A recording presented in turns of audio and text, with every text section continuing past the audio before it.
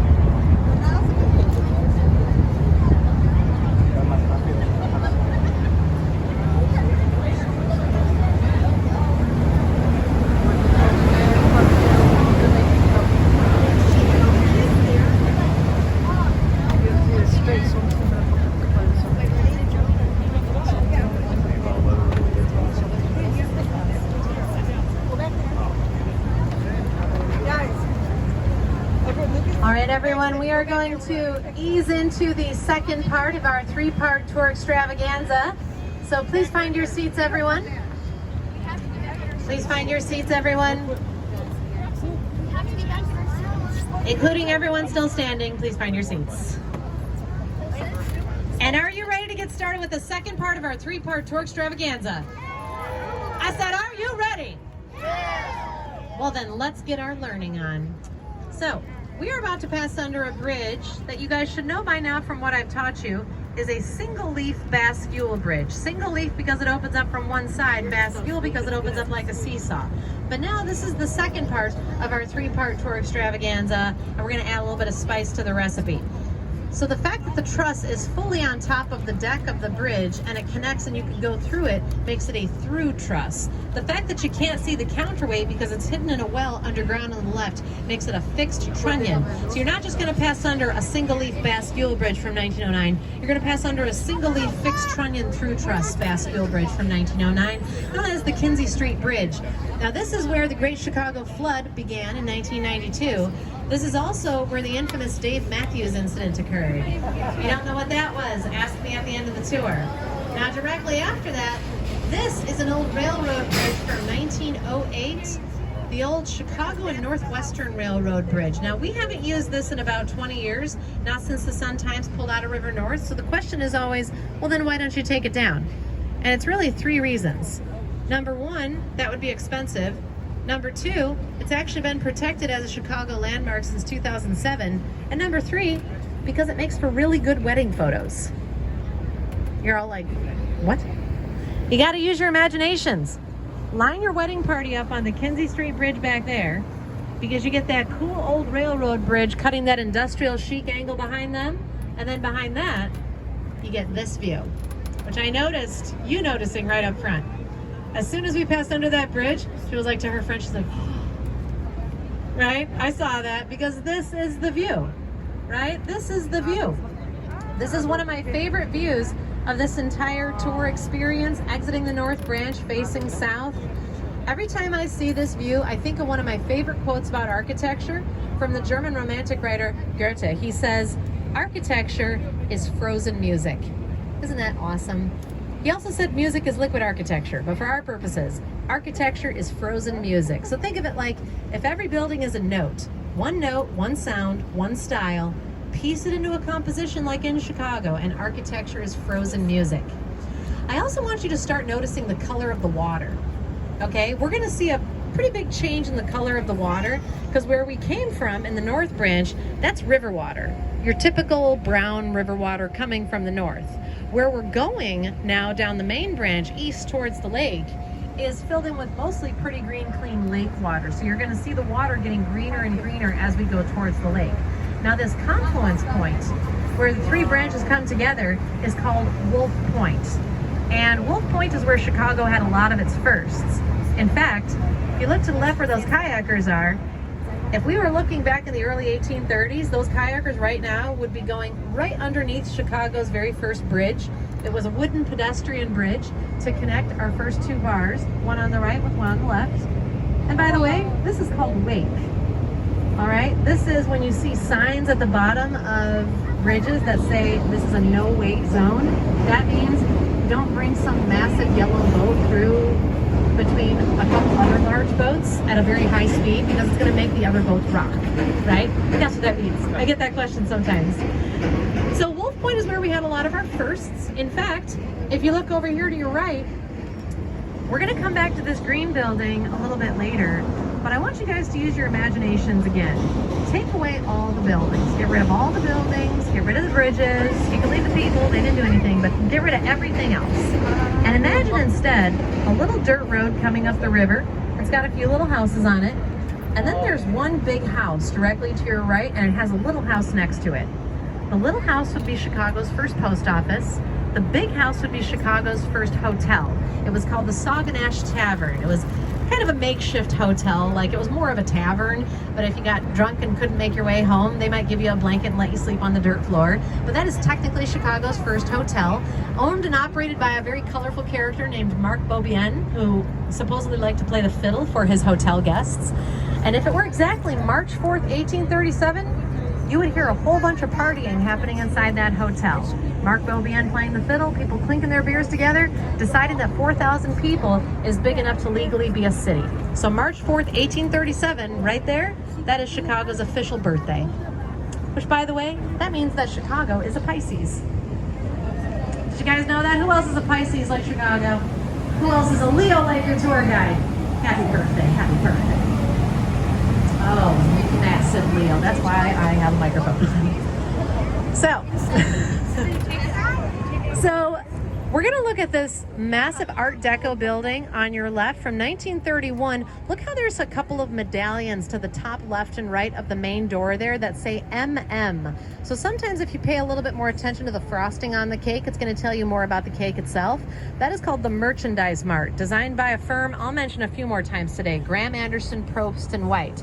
Those heads out front are called the Merchandise Mart Hall of Fame. People like Marshall Field, Aaron Montgomery Ward. Those were actually commissioned by Joseph Kennedy Sr., President Kennedy's father, when the family bought this off of Marshall Field in the 1940s.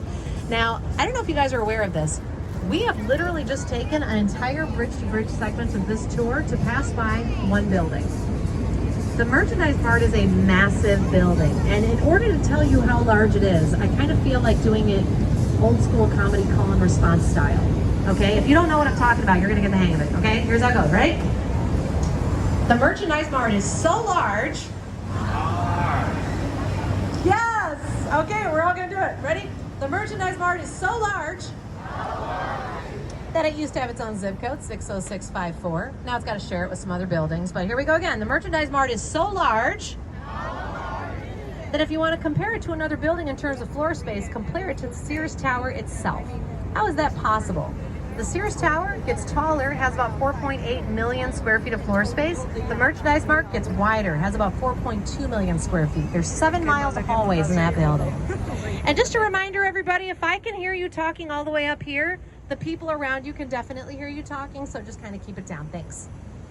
Now, we're about to pass under a bridge and a street, and this is for you up top, sir.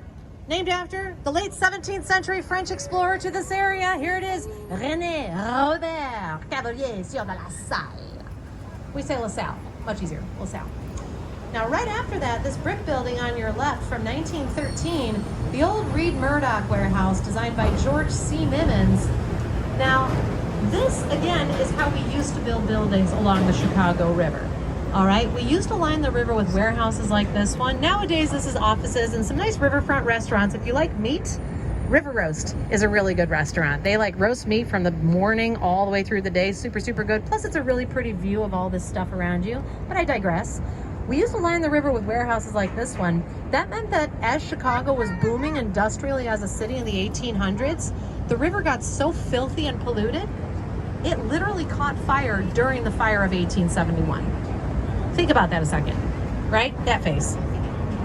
Because how nasty and polluted. Oh, hi, sweetie. Hi, we see you. Did you see him? He was afraid to go to the edge. He was like 5 feet back. He was like... But the river got so filthy in the 1800s that it literally caught fire during the fire of 1871. That's disgusting. How nasty and polluted does water have to be flammable? And then that nasty water was naturally dumping out east into Lake Michigan. That's where we get our drinking water from. So we were poisoning ourselves by polluting the river so much. Something had to be done. What did we do? We very simply, in 1900, decided to reverse the entire direction of the river itself, still reversed to this day. How do you reverse the flow of a river? Ask me at the end of the tour, because I will tell you. Now, who here has never been to Chicago? Never been? Okay, fantastic. Welcome, first timers. Even if you've never been to Chicago, you've seen these corn cobs coming up on the left. These are iconic Chicago buildings built in the 1960s by Bertrand Goldberg. We tend to call them the corn cob buildings or the corn cob towers, but you see they have their own little marina down at the bottom, which gives them their actual name, Marina City. Now, above the marina, there's restaurants. The House of Blues is tucked back there as well. Above that, professional valet parking. They do not trust people to park their own cars there anymore. And then above that, check out all those balconies. So that'll tell you people live inside, right? So the idea that this architect, Bertrand Goldberg, had when he was building these in the 1960s, he saw people leaving Chicago for the suburbs, and he knew if the city bleeds people to suburban flight bit by bit, it's gonna die. So he wanted to make city living a more welcoming idea by putting a city within a city. Finished that in 1967. He also said he wanted to stage a revolt against the straight line. But you know who really liked the straight line? His teacher, right next door, right? This black box on the left, that's the teacher. Those were the students. I think they disagreed about architecture, don't you? In fact, the guy who did those corn cobs, Bertrand Goldberg, he called big black boxes like this one psychological slums. He was not a fan. So this big black box from 1971 is a perfect example of that just the cake modernist style, and it's actually a landmark building. It's the old IBM building from 1971. It is the very last one designed by that world famous German architect Ludwig Mies van der Rohe. Now, we are a little bit too close to Trump Tower on the left to do it justice. We're actually going to hit that one on the way back so we can really see the shape of it a lot better. Instead, I'm going to have you guys look over here on the right. This row of buildings on the right all either started as hotels or they became hotels, because two of our biggest industries need hotels: tourism and meetings and conferences. People have to have somewhere to stay, right? So the cool thing is we'll take a lot of our old office buildings and convert them into hotels, which is great news for you guys, because if you don't know where you're allowed to go inside, my tip, start off with hotels. You can always go inside hotels. I'll give you a couple examples. This one directly on the right that has this beautiful colonnade of Corinthian columns up on top, that's a Beaux-Arts style building from 1923 by Alfred Alschuler. Nowadays, that's the London House Hotel, so you can absolutely go inside that building. Another one I would recommend, out in the distance on the left, a building with a yellow ball on top. So that's one of my favorite buildings in the city. I'm kind of the official historian for it. I nerd out hardcore about it.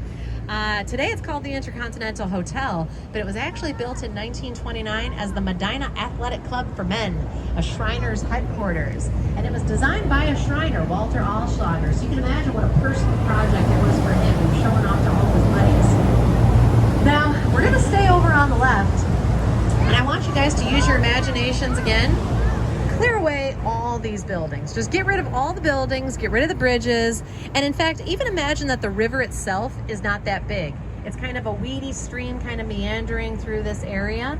But I want you to imagine without anything here, there's a house on your left. There's one house, and it's got a little barn next to it. It's got a couple of trees.